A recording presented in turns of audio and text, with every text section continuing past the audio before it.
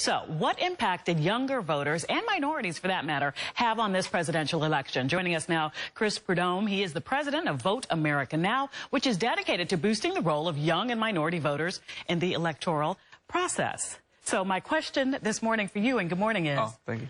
Are you surprised or not? It's a great question.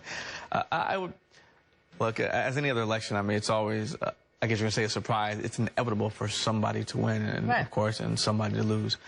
This definitely has been a very different, non-traditional election cycle, and I think that's probably the best way to describe it. I think the biggest surprise was the actual pollsters that was wrong. Completely wrong. Yeah. So how can they get it so wrong? You know, I'm going to ask you. I've said this from day one. This is a non-conventional election. Polls go off of high propensity voters.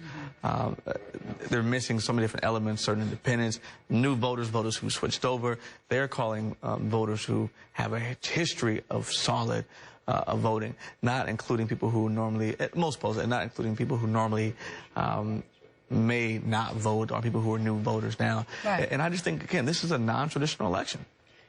Look, Chris, the millennials, they did this map to show that if only millennials voted, Secretary Clinton would have gotten 504 of the electoral votes, Trump 23. Yeah, I saw that. So what happens to all of those voters now, young voters? People are going to have to, and I've been looking on my social media timeline, a lot of frustration and people having. Look, at the end of the day, people can talk about moving out of the country and getting upset. That is not going to change anything. We now have to tighten up, buckle up. Right. He has a very small percentage of the African-American vote, not too many millennial support. I look at it as an advantage. It's